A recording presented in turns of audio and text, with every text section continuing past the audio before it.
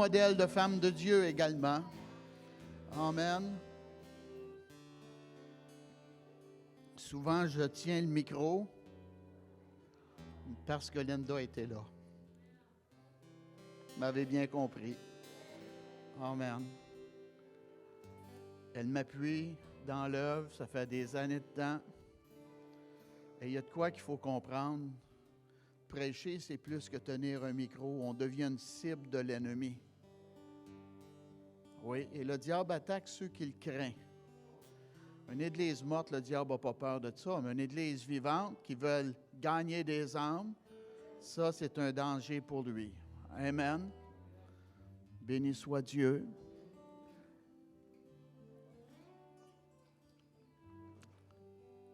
Et souvent, nous, les hommes de Dieu, on est attaqués de diverses façons. On a besoin de vos prières. Amen. Et Linda, bien là, elle a vécu de l'adversité, juste dernièrement, mais elle a, par fidélité, pour servir Dieu. Elle m'a dit un matin, des fois c'est moi qui ai dit, mais là, elle dit, prie pour moi, Daniel. Amen. J'ai prié pour elle. Amen. Et on va être bénis par son ministère. Gloire à Dieu. Merci les femmes et on va être bénis par vos messages. Fait que on commence par Linda ou entre les corps. Tu sais comment que ça va. Amen. Merci Linda. Merci. Gloire à Dieu.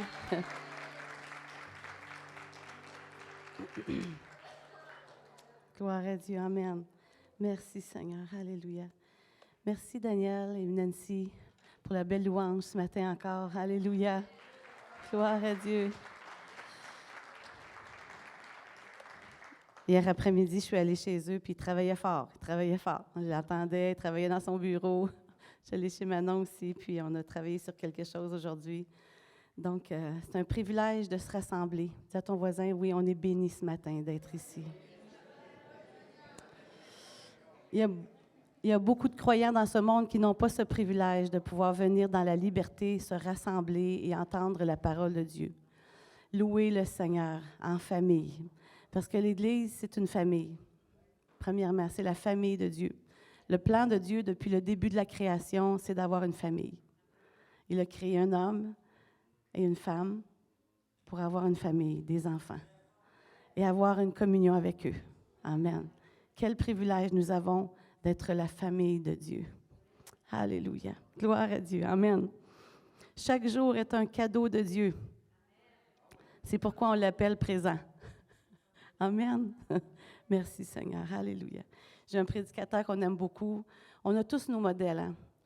Merci Seigneur. La parole de Dieu nous enseigne. Jésus est notre exemple, notre modèle parfait. Amen. Mais il y a des hommes et des femmes autour de nous qu'on aime beaucoup. Et puis, il y en a un qui a une prière de déclaration avant le message. Et j'aime beaucoup cette prière-là parce que je trouve qu'elle est ce qu'elle devrait être aussi dans notre vie. Donc, ceci est ma Bible. Qui a sa Bible avec ce matin? Alléluia. Qui a sa Bible? Ceci est ma Bible. Alléluia. C'est la parole de Dieu, merveilleuse parole. Je suis ce qu'elle dit que je suis. Alléluia. Amen. J'ai ce qu'elle dit que j'ai. Alléluia. Amen. Je peux faire ce qu'elle dit que je peux faire. Amen. Merci Seigneur. Dieu nous l'a donné comme héritage précieux. Alléluia.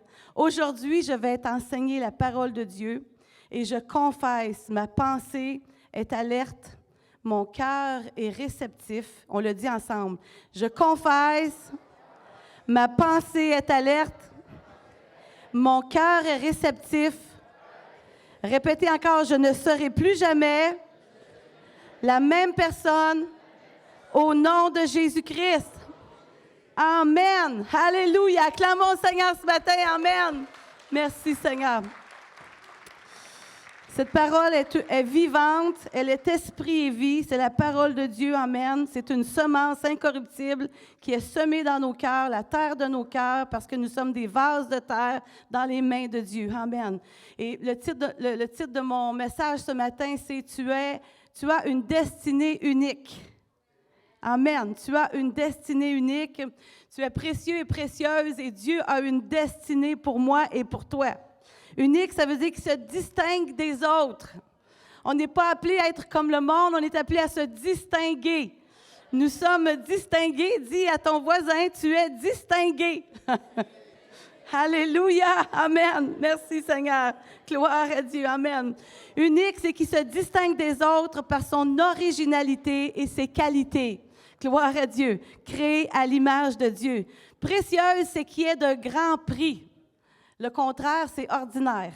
Donc, on n'est pas ordinaire et tu n'es pas ordinaire. Tu es précieuse et tu es précieux aux yeux de Dieu. Alléluia. Gloire à Dieu. On va aller ensemble dans Genèse 1, le verset 26. On va être 2 personnes ce matin, donc je ne veux pas empiéter sur son temps et que c'est précieux parce qu'on a 2 parties différentes qu'on veut vous apporter afin que vous soyez édifiés dans la parole de Dieu. Alléluia. Amen. Merci Seigneur. Puis Dieu dit... Il y a beaucoup de dit dans ce chapitre. Dieu dit, et Dieu dit, et Dieu dit. Faisons l'homme à notre image. Alléluia. Notre ressemblance, selon notre ressemblance. Et je vais un peu plus loin au verset 27. Dieu créa l'homme à son image. Il le créa à l'image de Dieu. Il créa l'homme et la femme. Dieu les bénit. Amen. Je suis béni. Tu es béni. Nous sommes bénis. Ils sont bénis. Amen. Alléluia. Gloire à Dieu. Dieu est dans la bénédiction. Dieu est dans la faveur. Dieu nous aime tellement. Alléluia. Il a tellement de belles choses, de grandes choses pour nous. Dieu nous bénit et nous sommes bénis. 7 fois, il est mentionné dans ce chapitre, Dieu dit. 7 fois. Vous savez, les chiffres, ça a son importance pour Dieu. Il n'y a pas une virgule dans la parole de Dieu qui n'a pas son importance. Et Dieu dit qu'il va accomplir jusqu'à la virgule dans sa parole. Il veille sur sa parole pour l'accomplir. Alléluia. Et 6 fois, il est écrit que c'était bon. Pourquoi pas 7? Parce qu'il le dit 7 fois, mais il le dit la dernière fois, très bon. Alléluia. Amen. Très bon. Merci Seigneur. Ce que Dieu fait, c'est bon. Et c'est très bon. Amen. Dieu avait créé l'homme et la femme. Comme il est écrit, faisons l'homme à notre image, l'homme et la femme. Adam était dans le jardin. Et Dieu lui a dit, il a emmené les animaux vers lui et Adam a donné le nom à tous les animaux. Il était très intelligent, hein? Parce qu'il y a des noms que je n'aurais pas pensé de donner à des animaux. Hein? Un éléphant, tu sais. Pourquoi il a pensé un éléphant? Tu sais, dans notre esprit, nous, on sait ce que ça veut dire, mais pourquoi il a pensé ce mot-là? Donc, Dieu avait donné une grande intelligence à Adam. Il était seul dans le jardin, il a nommé tous les animaux, mais pour lui-même, il ne trouva pas d'aide semblable. D'aide semblable à lui. Donc, il y avait un problème. Il dit, je suis seul, là, avec Dieu, là. C'est bon, là, mais j'ai besoin de quelqu'un d'autre. Hein? Genèse 2,18. L'Éternel Dieu dit. Ah bon, là, ça a changé de direction. Il n'est pas bon. Ah, il n'est pas bon que l'homme soit seul. Je lui ferai quoi? Une aide semblable à lui. Amen. Et là, les hommes, il faut que vous réagissiez, là. Alors, Dieu créa la femme. Alléluia! Merci Seigneur. Et alléluia, gloire à Dieu. Et que Dieu est bon. Amen, amen. Merci Seigneur. Le roi David s'écriait aussi dans les psaumes, « Je te loue de ce que je suis une créature si merveilleuse. » Alléluia. Et je crois que Adam a fait ça. Oh, ah! Une créature merveilleuse. Oh, alléluia! Chair de ma chair. Alléluia. Elle va s'appeler femme. Gloire à Dieu. Et tes œuvres, le roi David dit, tes œuvres sont admirables. Amen. Hommes et femmes, ces œuvres sont admirables, créées à son image. Vous avez une ADN unique. J'ai une ADN unique. J'ai une empreinte unique. Personne sur la planète a mon empreinte. Ma voix est unique. Je suis unique. Tu es unique. Merci Seigneur. Et ta destinée, comme la mienne, est unique. Gloire à Dieu. Alléluia. Chacun, Adam et Ève, était spécial pour Dieu. Chacun représentait l'image de Dieu. Il les avait créés à son image. Ils étaient uniques. Chaque être humain est vraiment unique. Dis-le à ton voisin encore, il faut que tu le comprennes sincèrement, que tu es unique, et cela dans le bon sens du terme. Dans le très bon sens du terme. Alléluia. Gloire à Dieu. Gloire à Dieu. Dans le rôle spécifique, chacun avait la capacité de penser, la capacité de planifier, la capacité de se souvenir, d'apprécier la beauté de ce que Dieu avait établi et créé autour d'eux, et c'est encore glorieux et merveilleux. Ils avaient la capacité d'établir des priorités, de distinguer le bien du mal, de prendre des décisions et de les amener à terme aussi. Ils avaient le privilège aussi glorieux de marcher avec Dieu à tous les jours. Alléluia. De parler avec lui. Comment précieux ces moments devaient être. Ça dit qu'il venait le soir. Et il devait se mettre à l'écoute. Oh, il s'en vient, il s'en vient. Encore, qu'est-ce qu'on va parler aujourd'hui? Oh, qu'est-ce qu'il a fait aujourd'hui? Il va nous dire ça. Qu'est-ce qu'il veut pour nous? Qu'est-ce qu'on va faire demain? Ils avaient ce privilège. Comment imaginer? Est-ce que c'est possible de pouvoir imaginer ça? Adam et Ève qui marchaient avec Dieu. Et qui parlaient avec lui. Je veux parler de 2 modèles différents dans la parole de Dieu. Des exemples de femmes dans la parole de Dieu. Et les hommes, c'est certain que ça va vous toucher aussi. Amen. Parce que la parole, c'est pour les deux. Amen. La Bible nous dit qu'il n'y a plus ni homme ni femme. Gloire à Dieu. Merci, mais que nous sommes en Jésus-Christ un. Alléluia. On va parler de Ève ce matin. Ève veut dire celle qui donne la vie. C'est une aide. C'est notre premier modèle. Genèse 3:1, il est écrit que quelqu'un a voulu brouiller ce modèle, a voulu mélanger ce que Dieu avait commencé à faire dans ce lieu. Le serpent était le plus rusé de tous les animaux des champs que l'Éternel Dieu avait fait. Il dit, vous vous rappelez, ça dit Dieu dit, Dieu dit, Dieu dit. Et le serpent, l'ennemi de nos âmes, est venu vers Ève. Et lui, il a dit aussi. Il a dit. Dieu a-t-il réellement dit? Vous ne mangerez pas de tous les arbres du jardin. Ça n'a pas changé, la même tactique. Hein? On le remarque. Hein? Dieu a-t-il semé le doute, mettre le doute dans le cœur de la femme, de sa destinée, de ce que Dieu voulait pour elle, de ce que Dieu voulait pour lui et elle. Il est allé vers elle pour la séduire, vraiment. Dans 2 Corinthiens 11:3, ça nous dit « Toutefois, de même que le serpent séduisit Ève par sa ruse, je crains que vos pensées ne soient corrompues et se détournent de la simplicité à l'égard de Christ. » La même tactique aujourd'hui. Dieu a dit et Satan est venu contredire ce que Dieu a dit. Séduire, ça veut dire tirer à l'écart, attirer fortement. Ça veut dire le tenir comme sous un charme, s'imposer à lui par telle qualité. Une femme qui séduit par sa beauté, captiver, conquérir, ensorceler, envoûter, fasciner. C'est ce que l'ennemi est venu faire avec Ève. Et vous allez voir, on va aller quelque part avec la deuxième partie aussi. Gloire à Dieu. Qu'est-ce qui peut se corrompre? On le voit ici dans le verset. « Je crains que vos pensées se corrompent, ne se corrompent en se détournant de la simplicité. » Et la tactique de l'ennemi est toujours la même aujourd'hui, de nous détourner de la simplicité de l'Évangile. Le merveilleux et glorieux Évangile, de la bonne nouvelle, de la grâce de Dieu, du salut de Dieu. Alléluia. Et Dieu, depuis l'éternité, y avait pensé, y avait déjà décidé pour chacun de nous. Qu'est-ce qui peut se corrompre? Ce sont nos pensées. Donc, l'ennemi est venu mettre le doute. Dans le cœur de beaucoup de femmes, l'ennemi travaille de cette façon-là.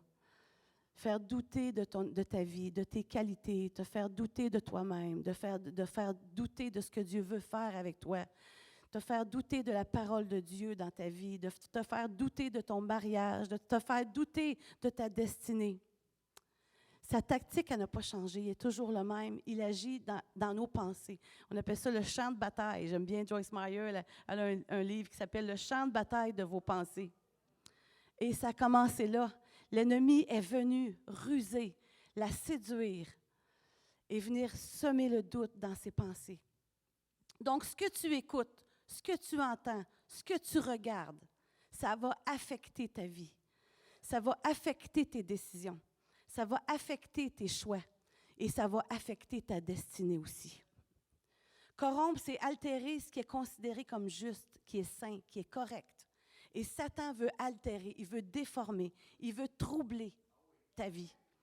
Il veut t'amener sur un chemin large, mais Jésus veut te conduire sur un chemin étroit qui mène à la vie. Amen. Merci Seigneur. Et c'est ça, nos pensées sont le champ de bataille où l'ennemi va commencer à agir par le doute. Ça a commencé comme ça dans le jardin et ça continue encore aujourd'hui dans la vie des gens. Quand on arrive pour parler du Seigneur, avez-vous remarqué? Oh, c'est qui a écrit ça, la Bible? Le doute. Ils ont eu une forteresse, ils ont une forteresse dans leurs pensées qui les amène à douter de la parole de Dieu. Tout ce qui nous entoure dans la société a une influence. Nous sommes influencés. Dans ce monde, il y a la lumière, le royaume de Dieu et le royaume des ténèbres. Les enfants de Dieu et les enfants du diable. C'est ce que la Bible nous enseigne. La parole de Dieu, c'est la vérité. Ce n'est pas une vérité, c'est la vérité. Jésus a dit, je suis le chemin, la vérité et la vie. Amen. Donc, l'ennemi veut altérer la parole de Dieu. Il veut la troubler. Il veut que ce ne soit pas sain dans notre esprit. Donc, il travaille au niveau de nos pensées pour nous amener à nous détourner du chemin étroit et retourner dans le chemin large. Donc, il y a des influences autour de nous qui veulent nous éloigner des vraies priorités. Dieu a des priorités. Dieu est un Dieu d'ordre. Dieu est un Dieu d'ordre. Si on regarde la planète le matin, on sait que le matin, le soleil va se lever. On sait que le soir, il va se coucher. On sait qu'il y a les mois, les jours, les années, les secondes, les minutes. Tout est ordonné, tout est coordonné. On regarde, Dieu a créé, il est un Dieu d'ordre. Et il veut que nous ayons nos priorités, le connaître et marcher avec lui. Amen. Donc, ce sont ses priorités. Proverbe 3,5 nous dit, « Confie-toi à l'Éternel de tout ton cœur et ne t'appuie pas sur ta sagesse. » Nous sommes formés soit par notre éducation, soit notre société, la famille, tout ce que nous avons vécu depuis notre naissance a eu une influence sur nos actions et nos réactions. Mais Dieu veut changer cela, amen. Ça nous dit dans Romains 12 qu'il veut nous renouveler dans notre intelligence, qu'on soit renouvelé dans notre intelligence, dans notre façon de voir, de penser, afin de marcher non pas selon le monde, mais selon la pensée de Dieu. Merci Seigneur, alléluia. Et sa pensée pour nous, c'est la faveur, c'est la bénédiction. Amen. Ça nous dit, oui, ne t'appuie pas sur ta sagesse, reconnais-le dans toutes tes voies et il aplanira tes sentiers. Le psaume 119 nous dit, je serre, comment on fait ça? C'est que je serre ta parole. Je serre ta parole dans mon cœur. Pourquoi? Afin de ne pas pécher contre toi. Le psaume 119 nous dit cela. C'est quoi serrer? Serrer, ça veut dire la cacher. Vraiment, on la garde dans nos cœurs. C'est un trésor précieux, la parole de Dieu. C'est pour cela qu'elle est autant attaquée. Elle est très attaquée et elle va l'être de plus en plus parce qu'elle est la lumière, elle est la parole de Dieu. Elle est Dieu qui parle et Dieu met les choses en ordre. Alléluia. Amen. Merci Seigneur. Gloire à Dieu. Alléluia. Ève, Satan lui a dit, Dieu a-t-il vraiment dit? Donc elle a été influencée par l'ennemi et la mort s'est répandue sur tous les hommes, non physiques mais spirituels. La mort spirituelle a atteint tous les hommes. Amen. Il en résulta plus d'intimité avec Dieu. Mais, notre modèle numéro 2, alléluia, Marie, qui veut dire aimée de Dieu, une femme de foi. Luc 1,30 nous dit, l'ange entra chez elle et dit encore, Dieu a dit dans sa parole, Dieu a dit, il a dit, créons, il a créé, il a dit, et les choses sont arrivées. Et là, l'ange est venu, et lui aussi, il a dit, je te salue à toi, à qui une grâce a été faite. Alléluia. Seigneur nous a fait une grâce, il est venu sur notre chemin, il est venu sur ton chemin, amen, pour te transformer à l'image de Christ, alléluia, à sa ressemblance. Il est avec toi, amen. Et voici, il dit, tu deviendras enceinte, tu enfanteras un fils et tu lui donneras le nom de Jésus. Gloire à Dieu. Et qu'est-ce que Marie a répondu? Je suis la servante du Seigneur. Donc, l'ennemi est venu dans la vie de Ève. Il a mis le doute. Il a dit, est-ce que Dieu a vraiment dit? L'ange est venu à Marie et il a dit à Marie ce qui devait se passer, ce qui était pour arriver.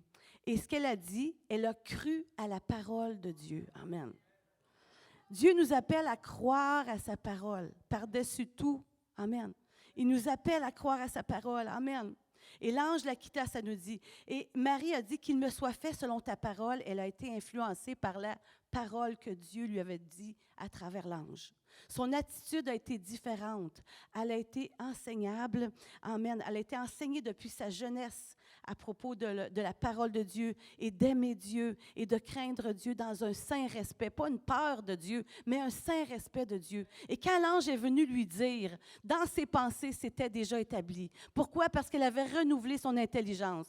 Parce qu'elle avait la parole de Dieu dans son cœur. Et c'est ce que Dieu veut que nous ayons, nous aussi, la parole de Dieu dans notre cœur. Que nous soyons attachés à sa parole, que nous écoutions, que nous entendions, que nous soyons à l'écoute de la parole de Dieu et ce que Dieu veut nous dire. Et d'avoir une attitude différente. Ça dit, heureuse celle qui a cru.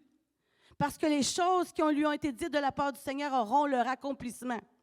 Ce que Dieu nous dit dans sa parole, ce que Dieu t'a dit à travers les années, les paroles prophétiques, la parole de Dieu dans ton cœur, ce que le désir que Dieu y a déposé, ça dit, les choses qui ont été dites de la part du Seigneur auront leur accomplissement.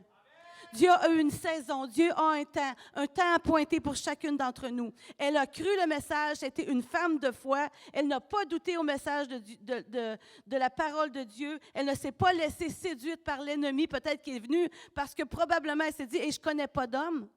Elle avait raison d'avoir des questions. Mais comment ça va se faire? C'est naturel. Mais elle n'a pas laissé cette situation amener du doute dans sa vie. Je ne sais pas ce que tu vis, mais Dieu sait ce que tu vis.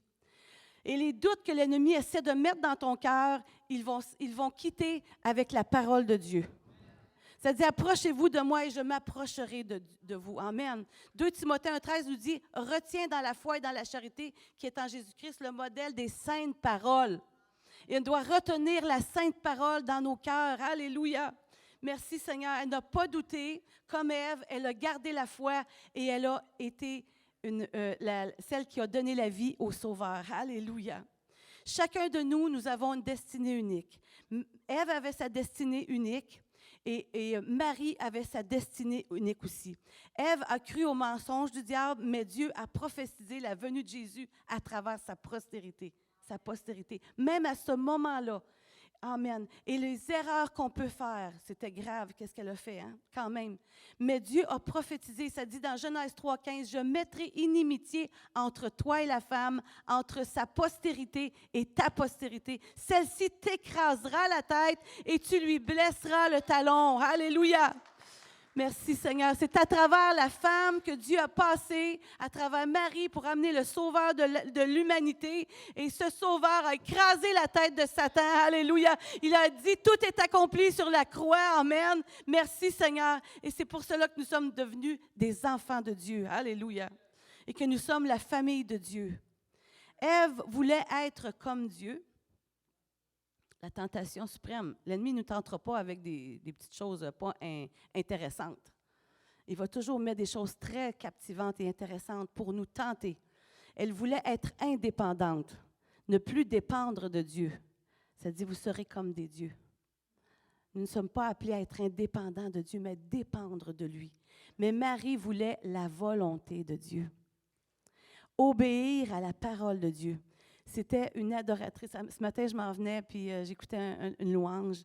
Et puis vraiment, ce qui fait de nous des enfants de Dieu, ce qui fait de nous des vrais adorateurs en esprit et en vérité, c'est notre obéissance.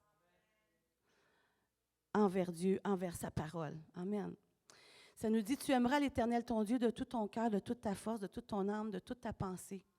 Marie aimait Dieu ainsi. Dieu a une destinée pour l'épouse de Christ et c'est ce que tu es, l'épouse de Christ. Hommes et femmes, nous sommes l'épouse de Christ et il vient la chercher bientôt. Amen. Alléluia. Éphésiens 5,27 nous dit, afin de faire paraître devant lui cette Église glorieuse, sans tache, ni ride, ni rien de semblable, mais sainte et irrépréhensible, épouse de Jésus-Christ, celle qu'il revient chercher. Amen. Ne laisse pas le doute entrer dans tes pensées. Ne laisse pas l'ennemi venir semer le doute, mais regarde à la parole de Dieu, reste attaché à la parole de Dieu, et Dieu a un avenir unique, un avenir glorieux pour chacun d'entre nous. Amen. Merci Seigneur. Alléluia. À Dieu la gloire. Amen. Et j'invite Manon pour la deuxième partie de ce matin. Que ta parole, Seigneur, puisse, Seigneur, agir dans nos cœurs, Seigneur, comme tu le désires qu'elle le fasse, Seigneur. Au nom de Jésus. Manon. Merci Seigneur pour ce beau message. Merci. Je suis vraiment honorée ce matin de pouvoir partager la parole avec vous, de pouvoir partager la parole avec Pasteur Linda. C'est un honneur pour moi. Vous savez, c'est impossible pour un chrétien, c'est impossible pour un enfant de Dieu qui est véritablement un enfant de Dieu de ne pas le servir. C'est impossible. Si ton cœur est vraiment à Dieu, si tu appartiens vraiment au Seigneur, tu vas le servir. Et Pasteur Linda, c'est une servante de l'Éternel. Et je suis honorée. Je suis honorée de l'avoir comme pasteur, d'avoir Pasteur Poulain comme pasteur. Et je suis vraiment honorée parce que ce sont des serviteurs de l'Éternel. Et moi, ce matin, et en passant, on ne s'est même pas parlé de ce qu'on allait apporter. On avait une petite idée. Elle m'a partagé un peu ce qu'elle voulait apporter. Je crois que le Saint-Esprit fait l'œuvre parce qu'on était, je crois, toutes les deux occupées beaucoup. On a beaucoup travaillé et le Saint-Esprit, lui, s'est chargé de faire le reste. Et vous savez, quand Ève était dans le jardin, vous savez que c'est écrit qu'Adam était juste à côté d'elle. Il ne faut pas oublier ce petit bout de passage-là. Que Ève, quand elle a été tentée, vous savez, Dieu a dit, je vais te faire une aide. Et son aide, qu'il avait mis juste à côté d'elle, qui était présent au moment où elle a été tentée, ne l'a pas aidée très, très fort.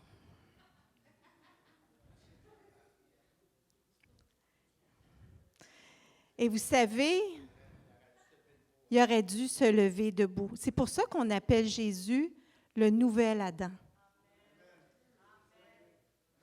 Parce qu'Adam aurait dû se tenir debout et de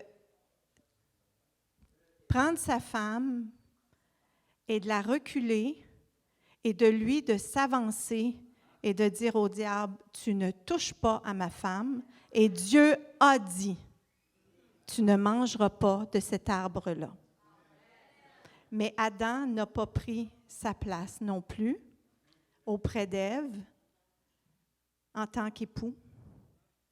Il n'a pas pris sa place pour la protéger, pour être là pour elle. Et donc, et vous savez que après, quand il y a eu la chute, après, il y a eu les conséquences de la chute. Ils ont été jetés en dehors du jardin. Et les conséquences pour Ève ont été graves, mais les conséquences pour Adam ont été encore plus graves pour l'homme. Parce qu'il a dit à l'homme, tu travailleras à la sueur de ton front. Mais, mon but de message, c'est pas ça. C'est que à Ève a chuté, Adam a chuté aussi, il n'a pas été là pour son épouse. Mais gloire à Dieu pour Marie, qui a pris sa place et qui a accepté sa destinée. Comme Pasteur Linda disait, elle a accepté sa destinée. Et quand l'ange est venu lui dire qu'elle porterait le Fils de Dieu. Et vous savez qu'à cette époque, beaucoup de jeunes filles se gardaient vierges parce que c'était tous les signes étaient là que c'était l'époque de la venue du Messie. C'était parce que, vous savez, quand Jésus dit, vous avez vu, il dit aux pharisiens dans un endroit, je ne me souviens plus le passage, mais il dit, vous avez vu tous les signes et vous n'avez pas cru. Tous les signes étaient là. L'étoile dans le ciel qui se préparait à venir était là, déjà était placée. Et tous les signes pour la venue du Messie étaient là. Donc, à cette époque-là, les jeunes filles savaient qu'elles pouvaient peut-être être choisies. Marie, en fait, quand elle a été surprise, elle n'a pas été surprise dans le sens « Ah, c'est le temps ». Non, c'est « Ah, c'est moi ».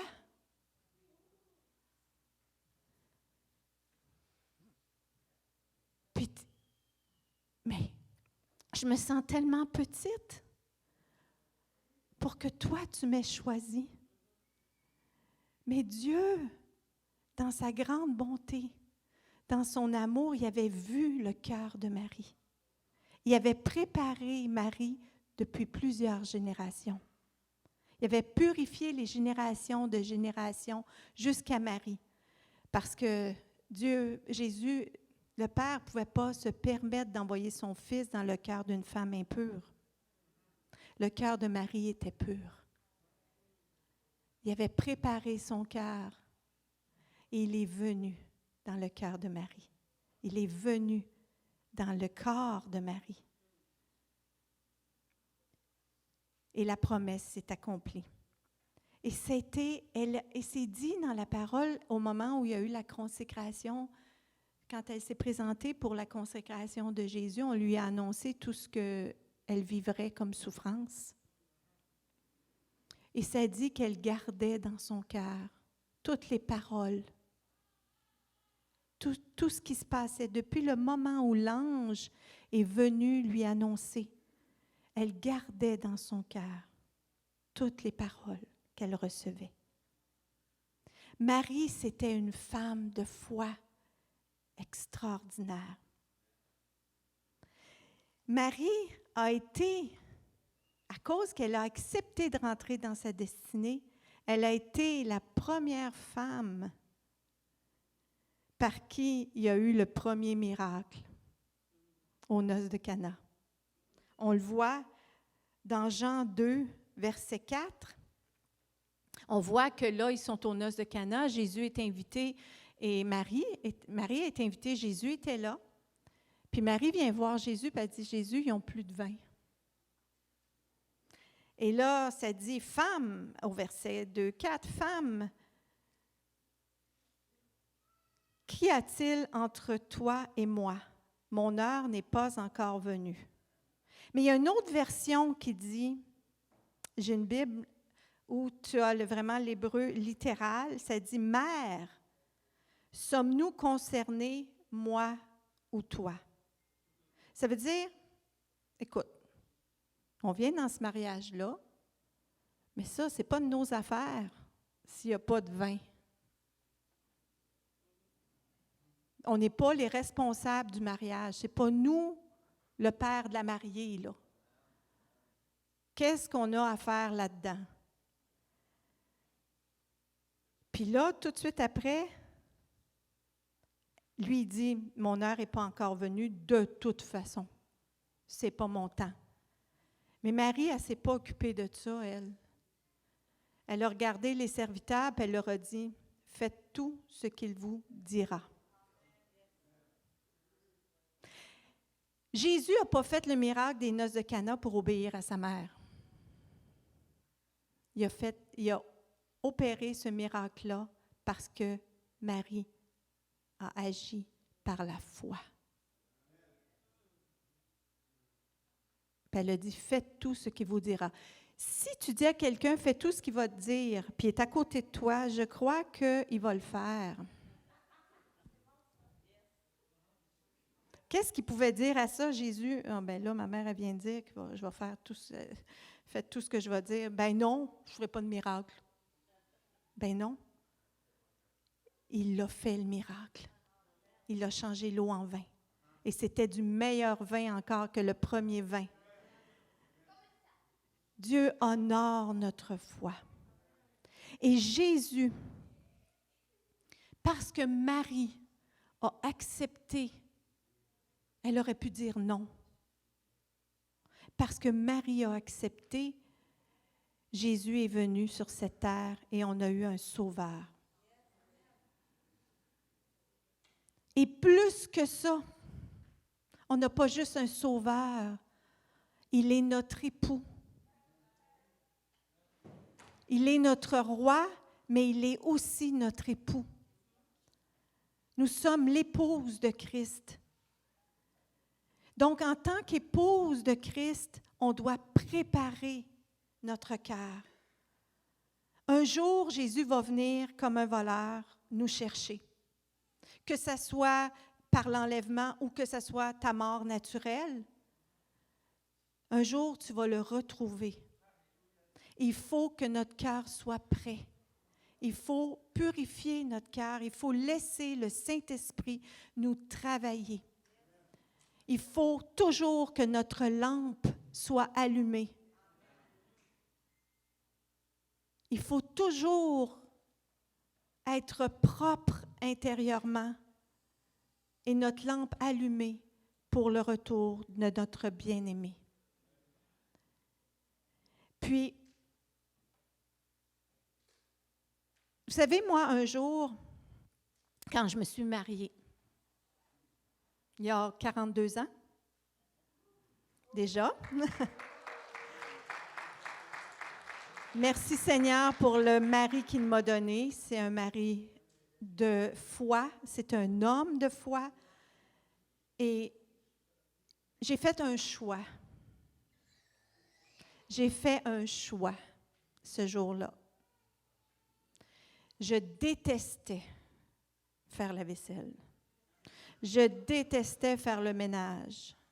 Il y a beaucoup de choses que je détestais faire. Mais j'ai fait le choix d'aimer. J'ai fait le choix d'aimer ma vie. D'aimer ce que Dieu voulait pour moi. J'ai fait ce choix-là. Et je ne l'ai jamais regretté. J'ai fait le choix de ne pas me plaindre. J'ai fait ce choix-là, d'accepter de me battre pour ce qui n'était pas de Dieu, de combattre, mais d'accepter tout ce que Dieu mettait pour moi dans ma vie. Et en tant qu'enfant de Dieu, dans notre destinée, puis dans la purification, puis en tant qu'épouse de Christ, il transforme notre vie pour la rendre, comme Pasteur Linda disait, on a été créé à son image et à sa ressemblance. Et malheureusement, vous savez, quand un petit bébé vient au monde, on dit « Ah, cet enfant-là, là, c'est pur. » Mais non. On vient tous au monde avec le péché. On voit un enfant grandir et des fois on dit « Mon dos, il n'est pas du monde. » Et parce que le péché est en nous. Et un jour, on a un choix à faire. Et ce choix-là, c'est est-ce que je suis Jésus ou je continue dans ma nature charnelle, ma nature pécheresse? Et cet enfant-là, ces petits bébés-là qui viennent au monde, qui ont l'air tellement beaux, mais quand on les voit grandir, des fois, on dit « Mon Dieu, que j'ai fait! » J'en ai eu 7, et je peux vous dire que je les aimais de tout mon cœur, mais il y a des fois, je les regardais, puis je disais Et le Seigneur, il a fait la même chose quand il me regarde. Mais je disais qu'on a un choix à faire. Et pour être à la ressemblance de Dieu, puis pour rentrer vraiment dans ma destinée comme épouse de Christ, Je dois me laisser transformer.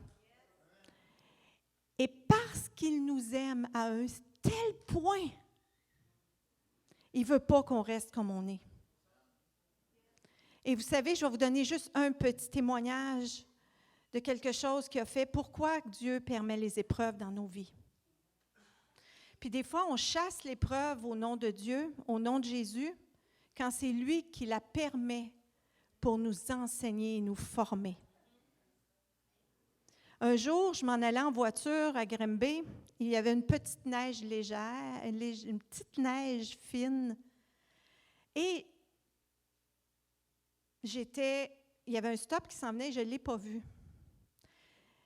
Et juste avant le stop, j'ai eu une pensée, je ne l'ai même pas prononcée. J'ai eu une pensée qui est venue dans mon esprit qui disait: il ne faut vraiment pas être un bon conducteur pour avoir un accident en hiver. Paf, je n'ai pas vu le stop, j'ai rentré dans une voiture. J'ai passé proche de me tuer parce que j'ai passé sur un stop. J'ai littéralement plié le stop et c'était un poteau en acier. Et s'il n'y avait pas eu ce stop-là, c'était dans une maison en ciment que je rentrais. Puis j'étais à 50 km/h parce que je n'ai pas vu le stop. Et là, il y a eu la police est venue et tout et tout. Il n'y a pas eu personne de blessé, mais il y a eu 3 voitures. Moi, j'ai accroché une voiture, l'autre a accroché une autre voiture. On a été 3 voitures accidentées. Et là, le policier vient. Moi, je suis sur le stop.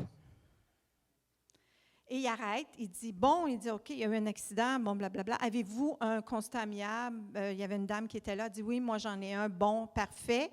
Arrêtez-vous, puis allez faire le constat. Donc, on va faire le constat et le lendemain, la même journée, je pars avec ma voiture, j'ai pu sortir du stop et repartir et j'entends une voix me dire, « Tu sais, Manon, c'est pas parce que tu es une bonne conductrice que tu n'as pas d'accident, mais parce que ma main est posée sur toi. » Il dit, « J'ai juste retiré ma main un peu. » Il dit, « Je ne veux même pas que tu aies ces pensées-là à l'intérieur de toi. » Il dit, « Je veux transformer tes pensées. » Et le lendemain, je suis allée voir mes assurances et la dame des assurances, elle me dit, « Avez-vous eu un constat pour une infraction parce que vous avez passé un stop? » J'ai dit, « Non. » « Avez-vous eu un constat pour une infraction parce que vous avez détruit un bien de la ville? » J'ai dit, « Non. » Ben, elle dit, « Il y a un Dieu pour vous, madame. » J'ai dit, « Oui. » Malgré tout ça, Dieu a minimisé les conséquences parce qu'il sait que je l'aime. Mais il m'a montré qu'il veut nous transformer, il veut transformer nos pensées, il veut transformer notre vie pour qu'on soit des servantes et des serviteurs efficaces pour son royaume. Il veut, nous sommes son épouse. Et vous savez, chaque fois que vous prenez la communion, chaque fois qu'on prend la communion, savez-vous que Jésus nous redemande à chaque fois, quand il a donné la coupe à ses disciples, il demandait à ses disciples, « Est-ce que vous voulez être mon épouse? » Parce que, mais là, ça serait trop long, je n'ai pas le temps de vous l'expliquer, mais il demandait à son épouse, il demandait s'il acceptait d'être son épouse. Et savez-vous, c'est quoi prendre la communion puis de prendre sa propre condamnation? C'est que Dieu, Jésus, t'a été infidèle. Tu as été vers d'autres idoles. Il est ton époux. Et pendant la semaine, il y a eu d'autres choses qui ont passé avant lui. Et là, tu arrives, tu prends la communion, puis tu te dis, « OK, je vais prendre la communion. » Mais tu l'as trompé pendant la semaine. Et c'est en fait, quand on prend la communion, c'est de se rappeler, « Seigneur, je te demande pardon parce que j'ai été une épouse infidèle. Pardonne-moi mon infidélité. Puis aujourd'hui, je veux redevenir une épouse fidèle. Et c'est pour ça que je peux prendre la communion, parce que tu es mon époux. Et je te reconnais comme mon époux. Et je suis ton épouse. Et je veux devenir une épouse sans tache, sans rides, sans rien de semblable.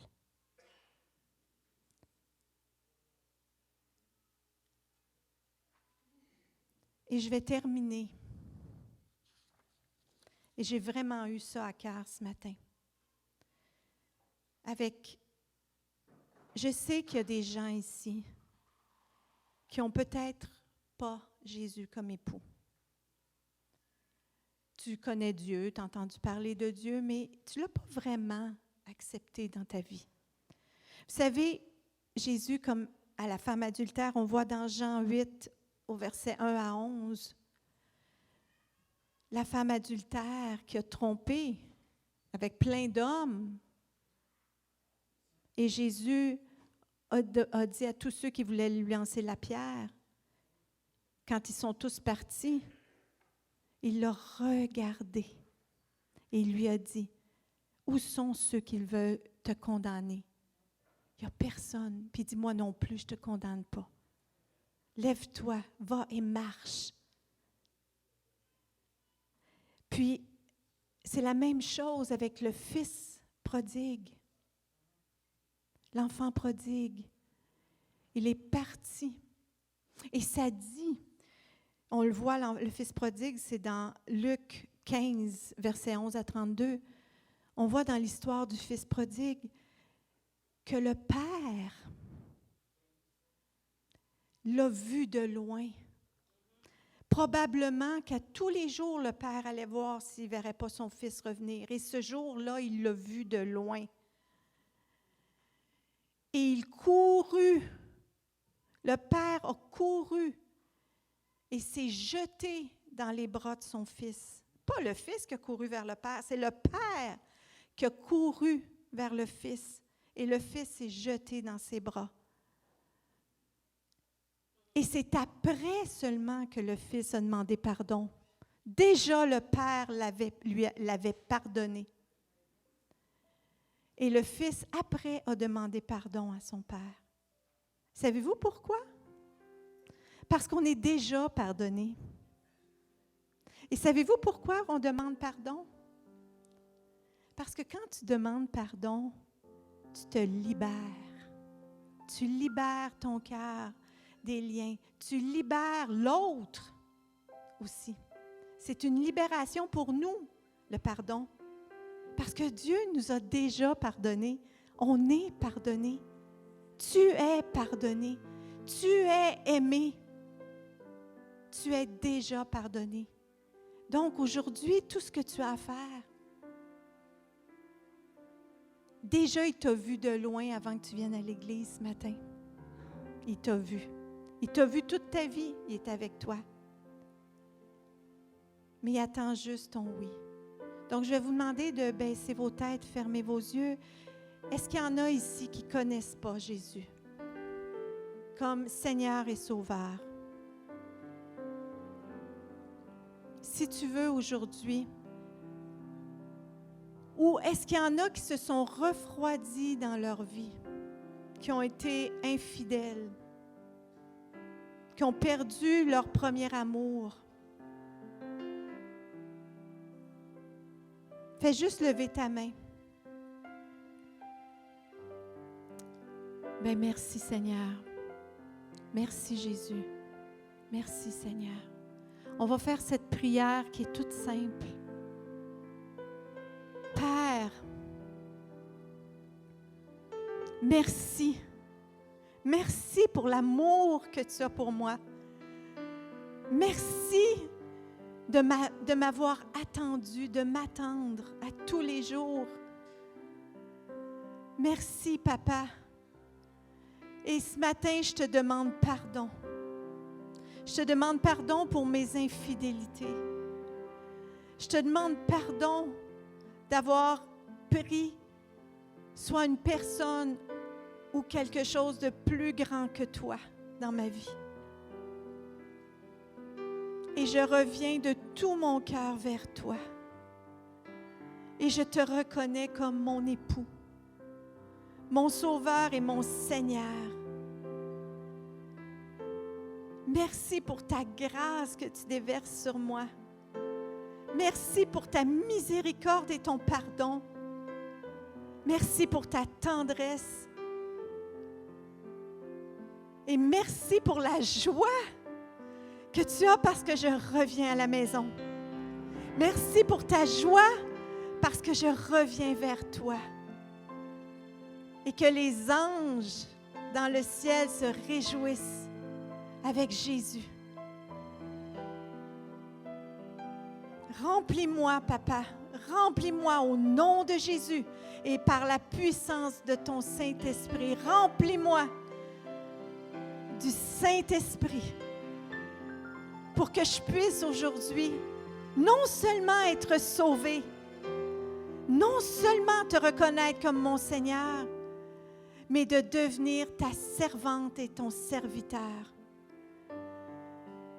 Que plus jamais je murmure, je critique ta volonté pour moi. Mais comme Marie, je puisse te dire, je suis la servante, le serviteur du Seigneur. Qu'il me soit fait selon ta parole. Amen. Soyez bénis, bénis et bénis encore aujourd'hui.